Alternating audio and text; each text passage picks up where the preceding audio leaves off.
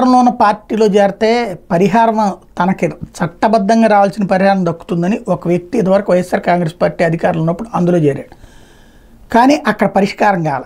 దాంతో తెలుగుదేశం పార్టీలో చేరాడు. తెలుగుదేశం ప్రభుత్వం అధికారంలోకి వచ్చింది కాబట్టి ఇంకా పరిష్కారం అయిపోతుంది అనుకున్నాడు. కానీ అధికార పార్టీలోనే ఉన్న అతని సమస్య పరిష్కారం కాల.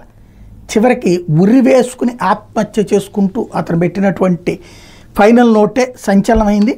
సెల్ఫీ వీడియో తీసుకోవడం ద్వారా ఎన్నికల ముందు తెలుగుదేశం పార్టీలో చేరినటువంటి వ్యక్తి మీదన వైకాపా నాయకులు కక్ష కట్టారంటూ ఒక ఐటెం రాసుకొచ్చింది ఈనాడు. ఓ అధికారి సాయంతో అతనికి రావాల్సిన భూపరిహారాన్ని అడ్డుకున్నారు. చివరికి కూటమి ప్రభుత్వం అధికారంలోకి వచ్చినా సదరు అధికారి వ్యవహార శైలిపైన మార్పు రాకపోవడంతో విసిగిపోయారు. ఈ ప్రభుత్వంలో తనకు న్యాయం జరగదని భావించారేమో ఉరేసుకుని బలవన్మరణానికి పాల్పడ్డారు. మెడకు తాడు బిగించుకుని సెల్ఫీ వీడియోలో తనకు జరిగిన నష్టాన్ని వివరించారు. పొట్టి శ్రీరాములు నెల్లూరు జిల్లా గుడ్లూరు మండలం చేవూరుకి చెందిన నక్కల వినోద్ కుమార్కి భార్య, కుమారుడు, కుమార్తె ఉన్నారు. గత వైసీపీ హయాంలో ఫీల్డ్ అసిస్టెంట్గా పనిచేశారు.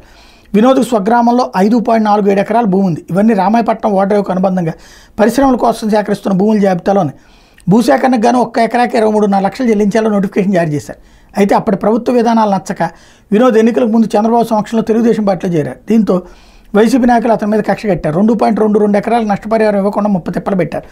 ఈ క్రమంలో బతుకు తెరువు కోసం కావలికి వెళ్ళి చిరు దుకాణం నడిపిస్తున్నారు. అక్కడే శుక్రవారం ఉరివేసుకుని ఆత్మహత్య చేసుకున్న వినోద్ కుమార్ ఈ నెల 6వ తేదీనే తాను ఆత్మహత్య చేసుకుంటాను లేఖ రాశారు. ఏడాది జనవరి 6వ తేదీ నాతో పాటు ముగ్గురం కనిగిరిలో చంద్రబాబు సమక్షంలో తెలుగుదేశం పార్టీలో చేరాం. దీంతో కందకూరు మాజీ ఎమ్మెల్యే మానుగుంట మహేదర్ రెడ్డి, చేవూరు ఎంపీటీసీ నక్కల శ్రీనివాసులు కలిసి డిప్యూటీ కలెక్టర్ పద్మావతితో చెప్పి నా పొలానికి డబ్బులు రాకుండా ఆపేశారు. నా చావుకు పూర్తి బాధ్యత డిప్యూటీ కలెక్టర్ పద్మావతిదే. మేడం నా పొలానికి డబ్బులు ఎందుకు ఎవరని అడిగితే తెలుగుదేశం పార్టీలో చేరితే ఎవరిస్తారని అన్నారు. ఇంతలో వైకాపా గంటగా ఆగుతున్న పద్మావతిని విధుల నుంచి తొలగించాలని కోరుతున్నానంటూ ఆ లేఖలో పేర్కొన్నారు. ఆత్మహత్య చేసుకునే ముందు రికార్డు చేసిన సెల్ఫీ వీడియోలో తన చావుకు కారణం డిప్యూటీ కలెక్టర్ పద్మావతి అని ఆరోపించారు.